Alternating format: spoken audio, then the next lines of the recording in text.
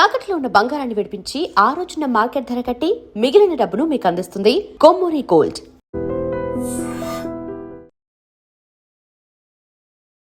నమస్తే, welcome to I dream. నేను వలి. ప్రకాష్ రాజు రాముడి మీద ఏవైతే వ్యాఖ్యలు చేశాడో తీవ్ర దుమారం రేపుతున్న పరిస్థితుంది. అసలు సినిమా ఇండస్ట్రీ నుంచి ఆయన పూర్తిగా బాయ్కట్ చేయాలని చెప్పి ఇండస్ట్రీ వాళ్ళు కూడా పెద్ద ఎత్తున డిమాండ్ చేస్తూ ఉన్నారు. ఇక హిందూ సంఘాలు, బీజేపీ, ఆర్ఎస్ఎస్ వీళ్ళందరూ కూడా ప్రకాష్ రాజు చేసినటువంటి వ్యాఖ్యలు అంటే గతంలో ఎవరూ కూడా సాహసం చేయనటువంటి వ్యాఖ్యలు చేస్తూ ఉన్నాడు. మదమెక్కి కొట్టుకుంటా ఉన్నాడు. ఇతన్ని సమాజంలో లేకుండా చేయాలని చెప్పి మాట్లాడుతున్నటువంటి పరిస్థితుంది. సో దీని గురించి డిస్కస్ చేద్దాం. ప్రస్తుతం నాతో పాటు స్టూడియోలో ఉన్నారు విహెచ్పి నేత డాక్టర్ జి వెంకటేశ్వరరాజు గారు. మాట్లాడదాం. నమస్తే అండి. నమస్కారం. ప్రకాష్ రాజు గారి వ్యాఖ్యలు నిజంగా గత 3 రోజుల నుంచి చాలా అంటే చాలా సీరియస్గా గళమెత్తుతూ ఉన్నారు. ప్రతి ఒక్క హిందువు కూడా మాట్లాడుతూ ఉన్నారు. అంటే ఎందుకు ఆయన ఈ విధంగా మాట్లాడాల్సిన పరిస్థితి వచ్చిందంటారు? ఎందుకు ఆయన ఆలోచన విధానం ఏంటి? హిందువుల్ని రెచ్చగొట్టాలనా? చీడపురుగులు అంటారండి.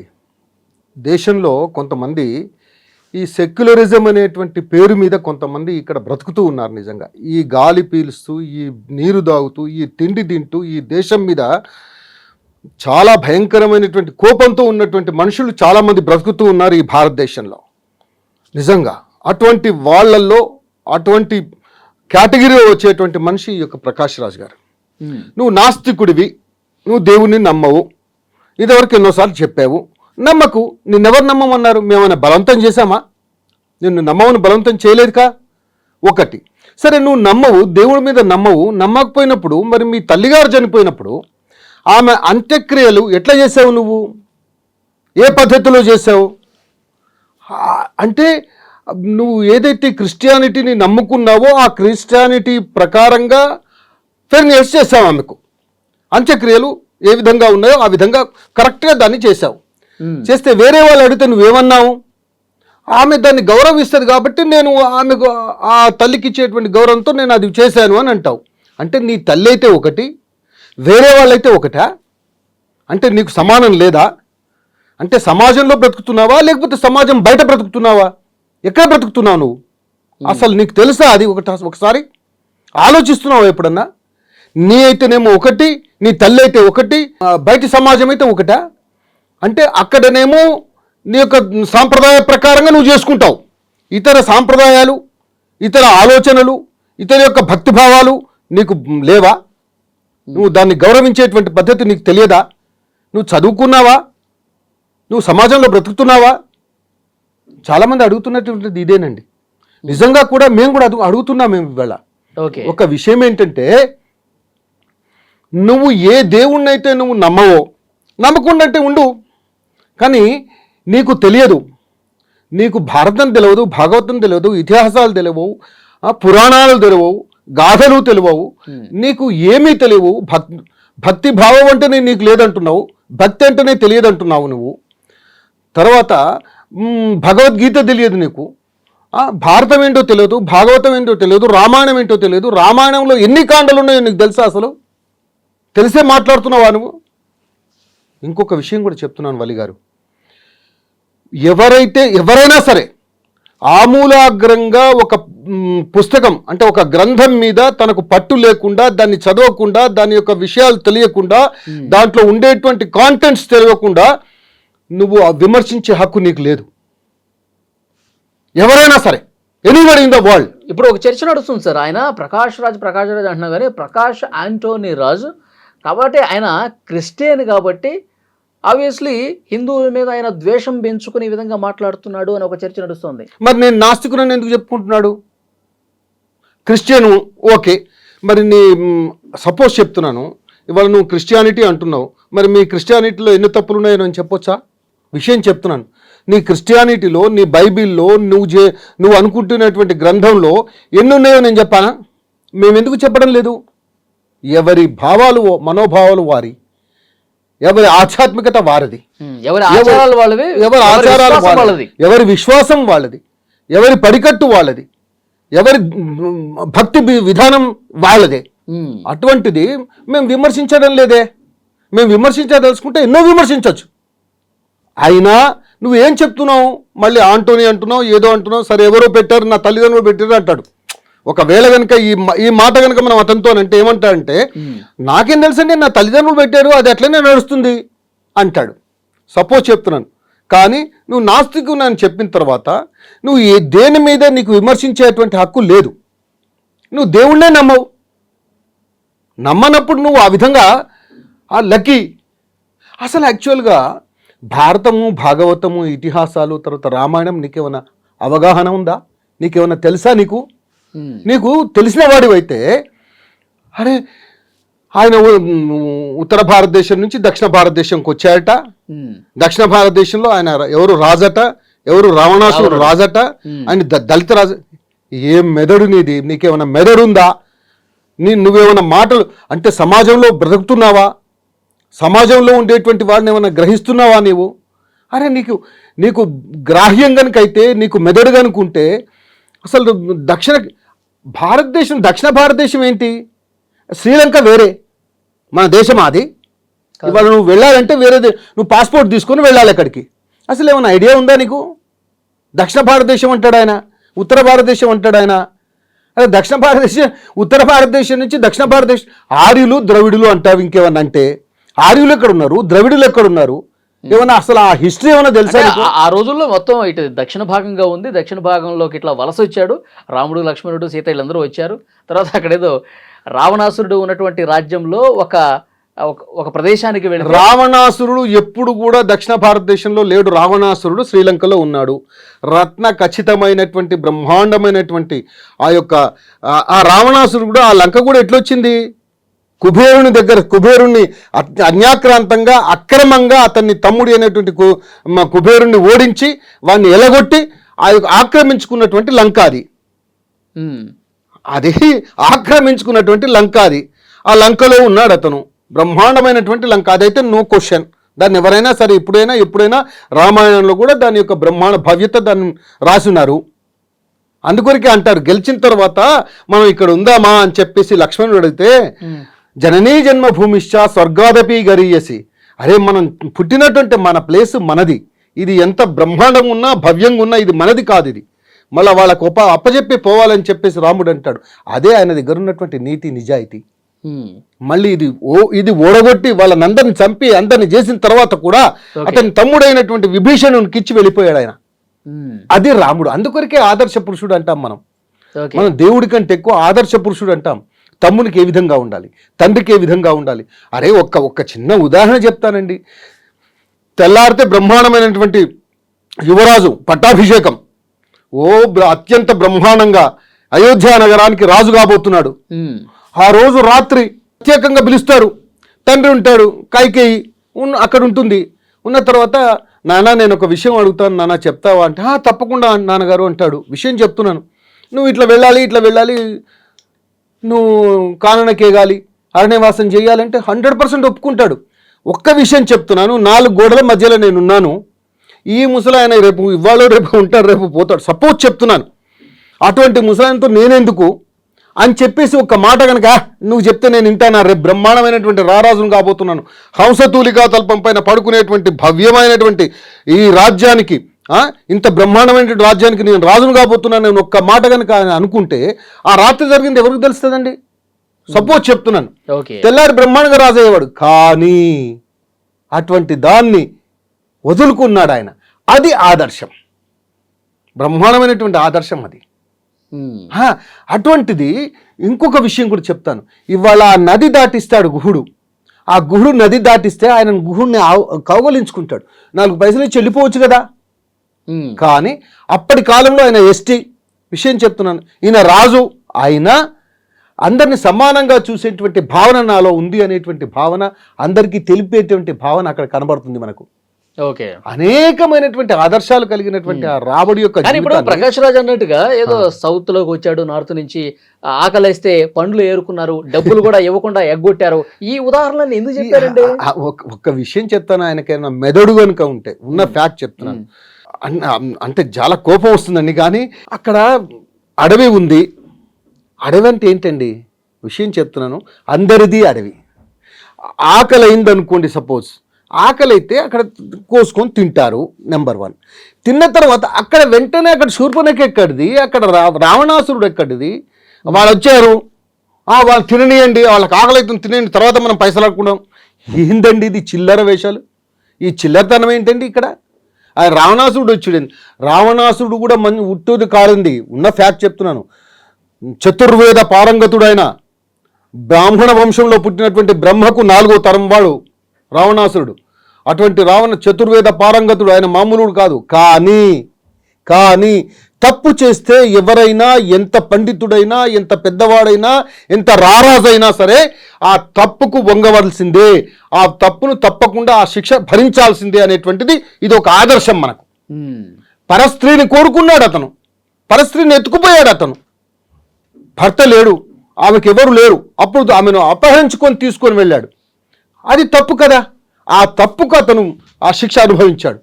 అటువంటి రావణాసురుడు అక్కడ వచ్చుడు ఏందండి, వచ్చిన ఒక లక్కీ అట. లక్కీ అని పిలవడం ఏంటండి? లక్కీ ఎవరు? లక్ష్మణుడు. ఆయన లక్ష్మణుడు లక్కీ అంటారట. అప్పుడట లక్కీ అన్నాడట. వాడు అంటాడు, సారీ నేను వాడు అంటున్నాను, నిజంగా కూడా నాకు చాలా ఆవేశం వస్తుంది, అంటే విషయం చెప్తున్నాను. ఇదే నేను ఒక విషయం చెప్తాను వల్లి గారు. అరే, ఇతర మతస్థులనైతే ఆ విధంగా అనగలుగుతాడా వాడు? అనగలుగుతాడా ఇతర మతస్థులను? ఒక్క చిన్న ఉదాహరణ చెప్తాను. ఎక్కడో డెన్మార్క్లో మొహమ్మద్ ప్రాఫిట్ మీద ఒక కార్టూన్ వేశారండి, చిన్న కార్టూన్ వేశారు. చిన్న కార్టూన్ వేస్తే ప్రపంచం మొత్తం అల్లకల్లోలమైంది. మన హైదరాబాదులో కూడా చార్మినార్ దగ్గర భయంకరమైనటువంటి అలజడులు వేశాయి. తర్వాత ప్రపంచం మొత్తంలో దాదాపుగా 1000కి పైగా ఎక్కువ మందిని చంపబడ్డారు, చంపేశారు. చెప్తున్నాను, ఒక కార్టూన్ వేసినందుకు. ఓకే, మొహమ్మద్ ప్రాఫిట్ మీద ఒక విషయం. ముస్లింలందరూ కూడా అంత ఐక్యతగా వచ్చి పెద్ద ఎత్తున పోరాటం చేసినారు, ఉన్న ఫ్యాక్ట్ ఇది. నెక్స్ట్, సల్మాన్ రిష్దీ అని ఒక రచయిత సటానిక్ వర్సెస్ అని ఒక బుక్ రాశాడు. Satanic versus. ఆ సటానిక్ వర్సెస్లో కొన్ని రాశాడు అనుకోండి. కొన్ని రాస్తే వాటి మీద మొత్తం ప్రపంచం మొత్తం అల్లకల్లోలమై ఆయన తలకు ఫత్వా జారీ చేశారు. ఇప్పటివరకు ఎక్కడుందో అంటే చెప్తున్నాను పరిస్థితి అది. అంతేకాదండి, బంగ్లాదేశ్లో తస్లిమా నస్రీన్ అనేటువంటి ఆమె యాక్చువల్గా ఆమె ప్రొఫెషనల్గా ఆమె MBBS డాక్టర్. కానీ ఆమె బంగ్లాదేశ్లో హిందువులపైన జరుగుతున్నటువంటి భయానకమైనటువంటి కృత్యాలు ఏవైతే ఉన్నాయో వాళ్ళని ఏ విధంగా చిత్రహింసలు పెట్టి చంపుతున్నారో ఆ చిత్రహింసలు పెట్టి చంపేటువంటిది కళ్ళకు కట్టినట్టుగా లజ్జ అనేటువంటి నవలలో రాసింది ఆమె. లజ్జ అనేటువంటి నవలలో రాస్తే నువ్వు రాస్తావా, అక్కడ జరిగినవి రాసింది ఆమె. నువ్వు రాస్తావా అని వాళ్ళు $20 లక్షల ఒక్క కాదు $20 లక్షల ఆమె తలకు ఫత్వా జారీ చేశారు. ఆమెను తల తీసేస్తే $20 లక్షల ఇస్తామని చెప్పేసి ఫత్వా జారీ చేశారు. మన హైదరాబాద్కి వస్తే ఆమెను చంపడానికి ప్రయత్నించారు. ఇదే వాళ్ళు అంటే చెప్తున్నాను. అంటే ఆ విధమైనటువంటి ఫోర్స్ ఉంటుంది. కానీ మన వాళ్ళల్లో అంటే హిందువులు సర్వే జనా సుఖినో భవంతు అంటే కర్మణ్యేవాధికారస్తే మా ఫలి కర్మ వానికి పోతాడులే అనేటువంటి భావన, వాని కర్మకు వాడు పోతాడులే అనేటువంటి భావన ఒకటి. అంటే ఎందుకు వస్తుందంటే నిరాశ నిస్పృహలు ఉన్నాయా అనేటువంటి భావన కలిగేటట్టుగా ఉన్నారు హిందువులు. నిజంగా చెప్తున్నాను. అంటే ఎవరేమన్నా అనుకోనండి. ఇవాళ నేను ఒక చిన్న ఉదాహరణ చెప్తానండి, సమయం వచ్చింది కాబట్టి చెప్తున్నాను. విషయం ఏంటంటే 4,70,000 మందికి పైగా కాశ్మీర్ లోయలో హిందువులు చంపబడ్డారు. హిందువులు 1990 31 మధ్యరాత్రి మీరు ఈ లోయను వదిలిపెట్టి వెళ్ళండి అని చెప్పేసి ఎలాన్ చేస్తే అందరూ మీ పిల్లలను అంటే ఆడపిల్లలను 16 సంవత్సరాల నుంచి పైబడినటువంటి ఆడపిల్లలను, పెళ్లిగాని ఆడపిల్లలను, నవయువతులను ఇక్కడ వదిలిపెట్టి మీరు ఆస్తులు పాస్తులు అన్ని వదిలిపెట్టి వెళ్ళిపోమని చెప్పేసి వాళ్ళు అనౌన్స్ చేశారు. ముస్లిమ్స్ అనౌన్స్ చేశారు. అక్కడ ఉండేటువంటి వాళ్ళు అనౌన్స్ చేస్తే రాత్రి అలో లక్ష్మణ అని చెప్పేసి లక్షలాది మంది బయటకు వచ్చేసారు. ఇంకా రాని వాళ్ళు అక్కడ చంపబడ్డారు, అనేకమైనటువంటి కృత్యాలు చేశారు. UNOలో కూడా ఆమె ఎవరు secretary, one of the secretary, ఆమె చెప్పినటువంటి వాళ్ళ ఫ్రెండ్, పాపం ఆమె ఫ్రెండే ఒక టైపిస్ట్గా ఒక సంస్థలో ఒక పనిచేస్తూ ఉంటే ఆమెను తీసుకెళ్ళి భయానకమైనటువంటి కృత్యాలు ఆమె వివరించి చెప్పింది. ఆమెను ఎట్లా చేశారు, ఎంత హింసించారు, తర్వాత లాస్ట్కి ఎట్లా చేసేసి కండలు చేసేసి దాంట్లో పడేశారు అనేటువంటి నాలాలో పడేశారు అనేటువంటిది కూడా ఆమె వివరించింది. యుఎన్ఓలో వివరించింది ఆమె. అంటే చెప్తున్నాను, అటువంటి కృత్యాలు జరిగితే కూడా ఒక్క హిందువు కూడా ఒక టెర్రరిస్ట్గా మారిండా అండి? ఒక్కసారి ఆలోచించండి. అంటే నా తల్లులు పోతున్నారు, నా చెల్లెళ్ళు పోతున్నారు, నా అక్కలు పోతున్నారు, వాళ్ళందరూ వాళ్ళ కళ్ళ ముందట తల్లిదండ్రులను కట్టేసి, భర్తలను కట్టేసి, వాళ్ళ ముందట చెరిచి వాళ్ళను పాకిస్తాన్ జిందాబాద్ అని వాళ్ళని అత్యంత దారుణంగా హింస పెడుతుంటే కూడా వీళ్ళు చూసి ఒక్కడన్నా నేను ఎట్లయినా చస్తా, వాళ్ళ కాకుండా రేపైనా చేస్తా, ఒక 10 మందిని చంపి నేను చేస్తా అనేటువంటి వాడు ఎవడన్నా తేలిండా అక్కడ? ఓకే, ఒక్కసారి ఆలోచిద్దాం. మనం ఉన్న ఫ్యాక్ట్ ఇది. This is general. నేను ఇంకొక విషయం కూడా చెప్తా. ఇవాళ మయన్మార్ ఉంది. మయన్మార్లో బుద్ధిస్టులు ఉంటారు. మయన్మార్ మొత్తం 98% బుద్ధిస్టులు, అయితే 2% ముస్లిమ్స్. వాళ్ళని రోహింగ్యాలు అంటారు. వాళ్ళను 2% పోయింది, 10% అయింది, 10% పోయింది, 12% అయింది, 14% అయింది. 14% అయినాక ఇంకా వాళ్ళు మొదలు పెట్టారు. ఇక 20 సంవత్సరాల నుంచి అక్కడ ఉండేటువంటి ఆ బుద్ధిస్టులను చంపడం మొదలుపెట్టారు. వాళ్ళ ఆడవాళ్ళని ఎత్తుకుపోవడం మొదలుపెట్టారు. వాళ్ళని అత్యంత దారుణంగా హింసించడం మొదలుపెట్టారు. వాళ్ళని ఉపయోగించుకోవడం మొదలుపెట్టారు. ఇక చూశారు బుద్ధం శరణం గచ్చామి అంటే ఈ చెంప కొడితే ఇంకో చెంప చూపెట్టాలనేటువంటి సపోజ్ చెప్తున్నాను. అటువంటి భావంలో ఉండేటువంటి వాళ్ళు అందులో ఒకడు లేచాడు. ఒకడు ఎంతకాలం అని భరిస్తామని చెప్పేసి లేచాడు. ఒకడు బ్రహ్మాండంగా లేచేసి ఇంకా మొదలు పెట్టాడు. ఇక అందరూ అతనికి సపోర్ట్ చేయడం మొదలుపెట్టారు. ఇంకా స్టార్ట్ అయింది. ఇక వందలు వేలు వీళ్ళని ఎట్లయితే చంపి కొన్ని వందల మందిని బుద్ధిస్టులను చంపి ఒక గోతులు తవ్వేసి ఆ గోతులలో పూడ్చిపెట్టేవాళ్ళు. ఇప్పుడు వాళ్ళని అలా విధంగా చేసే మొదలు పెట్టే వరకు అక్కడి నుంచి పారిపోవడం మొదలుపెట్టారు. ఇప్పుడు వాళ్ళే రోహింగ్యాలు. ఇప్పుడు బంగ్లాదేశు, తర్వాత వెస్ట్ బెంగాలు, తర్వాత నేపాల్ నుంచి మన దగ్గరికి రావడం, యూపీకి రావడం, ఇక హైదరాబాద్లో ఓల్డ్ సిటీలో ఉండడం, వాళ్ళంతా రోహింగ్యాలంతా ఎవరు అక్కడి నుంచి వచ్చినటువంటి వాళ్ళు. అంటే చెప్తున్నాను, ఆ విధంగా తయారు కావాల్సినటువంటి అవసరం ఎంతైనా ఈ భారతదేశంలో ఈ హిందువులలో నిజంగా ఉంది. కానీ ఇంకా మేల్కొనాల్సినటువంటి అవసరం ఉంది. కానీ ప్రకాష్ రాజ్ లాంటి మళ్ళీ ఆయన దాని మీద రియాక్టెడ్ కదా. అసలు నేను ఎందుకంటాను, మహా అవతార పురుషుడు రాముడు, నాకు అన్ని మతాలు సమానమే, అన్ని మతాలు నేను గౌరవిస్తాను, ఒక మతాన్ని కించపరిచే విధంగా నేను ఎందుకు మాట్లాడతాను, నా కేవలం రాజకీయ దురుద్దేశాలతో నన్ను ఈ విధంగా విమర్శిస్తా ఉన్నారు పనిగట్టుకుని మరి అని చెప్పి ఆయన దానికి రియాక్షన్ ఇచ్చాడు మళ్ళీ తర్వాత. వల్లి గారు, ఇది హాస్యాస్పదం కదా. ఒక విషయం చెప్తాను, ఇవాళ ఇంటర్వ్యూలో ఇచ్చినటువంటి విషయం మొత్తం అందరికీ వచ్చింది. ఇవాళ ఇదివరకు లాగా లేదండి. ఇవాళ సోషల్ మీడియా వచ్చింది, ప్రింట్ మీడియా ఉంది, ఎలక్ట్రానిక్ మీడియా ఉంది, తర్వాత ఇండివిజువల్స్ కూడా కొన్ని తయారు చేస్తున్నటువంటి పరిస్థితులు ఉన్నాయి. అటువంటి దాంట్లో ఆయన ఓపెన్గా ఇచ్చినటువంటి ఏదైతే ఆ యొక్క ఇంటర్వ్యూ ఉందో, ఆ ఇంటర్వ్యూని మసిబూసి మారక చేయాల్సినటువంటి ఆయన అన్నాడేమో, కానీ తప్పించుకోలేడు కదండి. ఆయన అన్నటువంటి తప్పించుకోలేడు కదా. ఇంకొక విషయం, ఇప్పుడు నువ్వు అదే అని అంటే ఒకసారి చూపెట్టండి అని అనొచ్చు కదా. విషయం ఎలా వచ్చిందని అనొచ్చు కదా. ఏంటంటే ఇప్పుడు చంపకురికి ఒకటి వేసేసి సారీ అండి అంటే వాడి దెబ్బ పాపం వాడికి వచ్చే నొప్పి, వాడు ఓ పన్ను ఊడిపోతుంది అనుకోండి, ఆ పన్ను వాడు పెడతాడా మళ్ళా? ఇవాళ మనోభావాలు కొన్ని వందల కోట్ల మనుషుల యొక్క ఇవాళ ఒక భారతదేశంలోనే లేరు హిందువులు, 192 దేశాలలో హిందువులు ఉన్నారు. ఇవాళ వాళ్ళందరి మనోభావాలను దెబ్బతీసినట్టే కదా వీడు. వాళ్ళెవరు కూడా ఎక్కడైతే బయటకు వచ్చి రియాక్ట్ అయిన పరిస్థితి లేదు. కనీసం సోషల్ మీడియాలో కూడా హిందువులందరూ కూడా బయటకు వచ్చి ప్రకాష్ రాజ్ని బాయ్కాట్ చేయాలి, ప్రకాష్ రాజ్ని అసలు ఇండస్ట్రీలో లేకుండా చేయాలి, మళ్ళీ ఇలాంటి వ్యాఖ్యలు చేయకుండా అతని మీద కేసులు పెట్టాలి, ఇలాంటి ఒక పరిస్థితి కనిపిస్తుందా? అదే నేను అంటున్నానండి. బాధ ఏంటంటే, నేను ఇప్పటిదాకా చెప్పింది అదే. కాశ్మీర్ది కానీ రేపు మొన్న కేరళ ఫైల్స్ మనం అందరం చూసాం. రేపు అమ్మాయిలు ఏ విధంగా లవ్ జిహాద్లో పడిపోయి ఏ విధంగా అవుతున్నారో, అమ్మాయిలను ఏ విధంగా విపణి వీధులలో అమ్ముతున్నారో, అటువంటి విషయాలు కానీ బంగ్లాదేశ్లో జరుగుతున్నది మన అందరికీ తెలుసు, మనం చూసాం కూడా. భయంకరంగా జీవించి ఉన్నటువంటి మనిషిని తగలబెట్టినటువంటి పరిస్థితులు.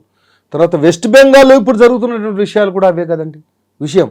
కానీ ఇప్పటి వరకు కూడా అంటే మన దాంట్లో ఎట్లా ఉందంటే, సమాజంలో దేవుడు చూసుకుంటాడులే అనేటువంటి భావన ఇంకా ఉందండి. అది పోలే. ఇంకా అది పోవాల్సినటువంటి అవసరం ఉంది. ఇవాళ నిజంగా చెప్పాలంటే ఇది కలియుగం. మనము షడ్భాగంతు మనుష్యానాం సప్తమం దైవచింతనం. 6 భాగాలు కనుక మనం కష్టపడితేనే 7వ భాగం భగవంతుడు వస్తాడు. 6 భాగాలు మనం కష్టపడకపోతే, 6 భాగాలు మనం ముందుండి నడవకపోతే రేపు భగవంతుడు ఎట్లా వస్తాడండి? మనం ఇవాళ మనంతా మనం కనుక రక్షించుకోలేకపోతే రేపు పరిస్థితి ఏంటి? ఇవాళ డెమోగ్రఫీ చేంజ్ అవుతుంది కదండి పరిస్థితి. వాళ్ళు ఓపెన్గా చెప్తున్నారు 2047 వరకల్లా మేము ప్రైమ్ మినిస్టర్ అవుతారు, మేము ప్రైమ్ మినిస్టర్గా మేము అనౌన్స్ చేస్తాం మా ఊరు అని చెప్పేసి అంటున్నారు వాళ్ళు. They are giving the statements. అంటే అవి కూడా ఇంకా తెలియలేదా? అవి కూడా ఇంకా మన మనసులోకి వస్తలేవా? ఒకసారి ఆలోచిద్దాం. ఇవాళ అనేకమైనటువంటి, నేను ఒక విషయం చెప్తాను, మీరు నిజంగా ప్రభుత్వానికి కనుక ఏ ప్రభుత్వమైనా సరే కళ్ళు తెరవాల్సినటువంటి అవసరం ఉంది.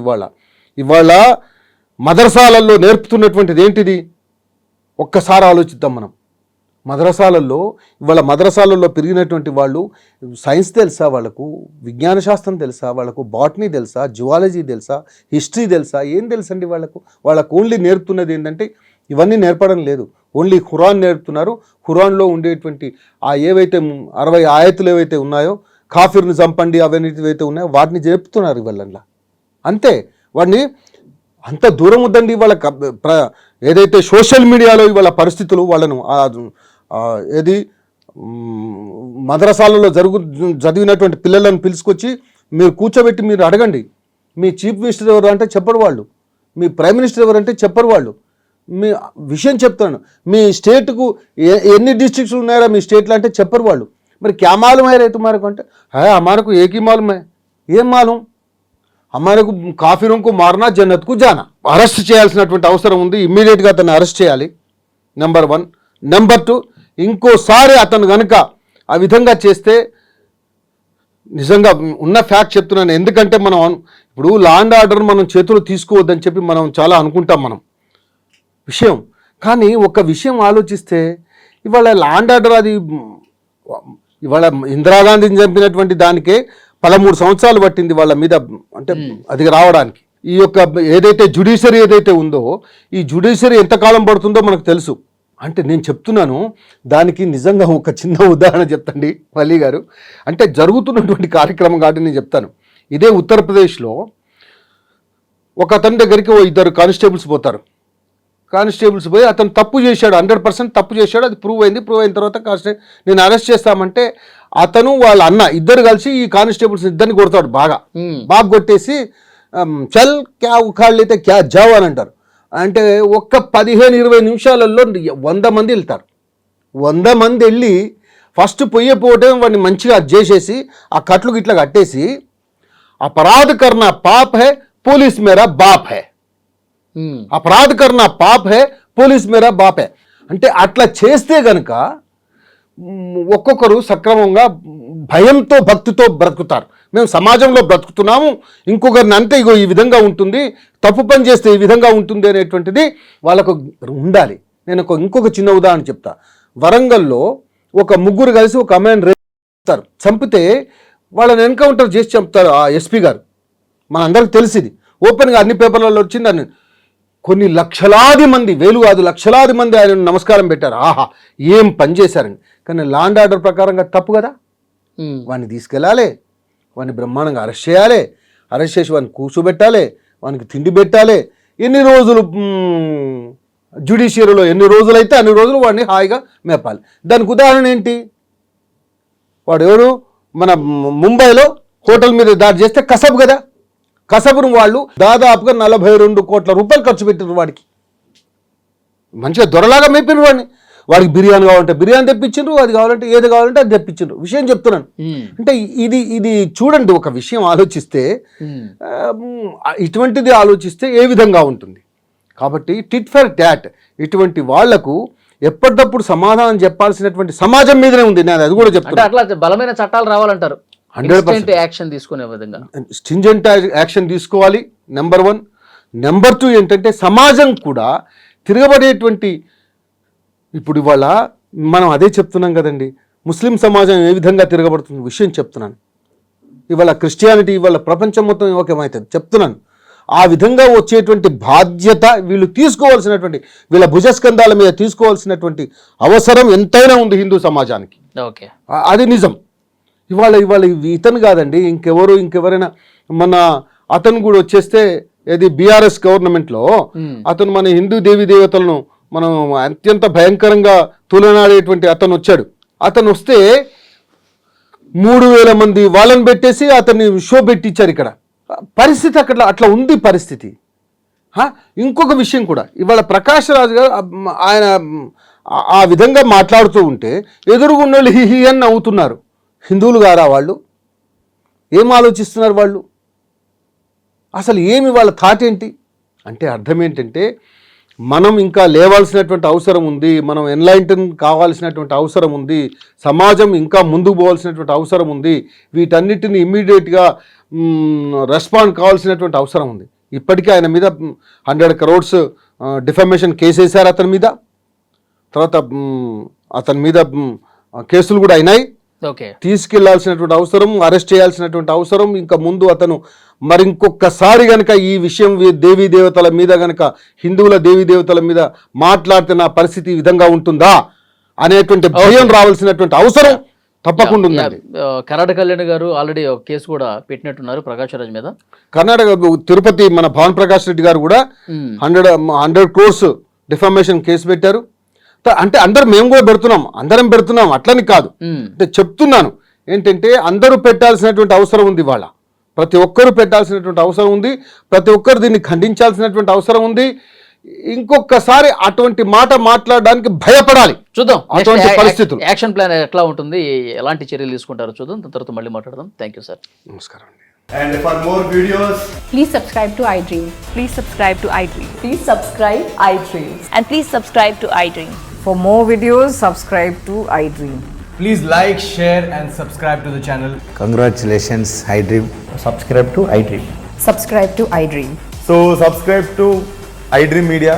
iDream ki iDream team andarki huge congratulations. Please subscribe iDream Media. Please subscribe to iDream. Subscribe iDream. Please subscribe to iDream.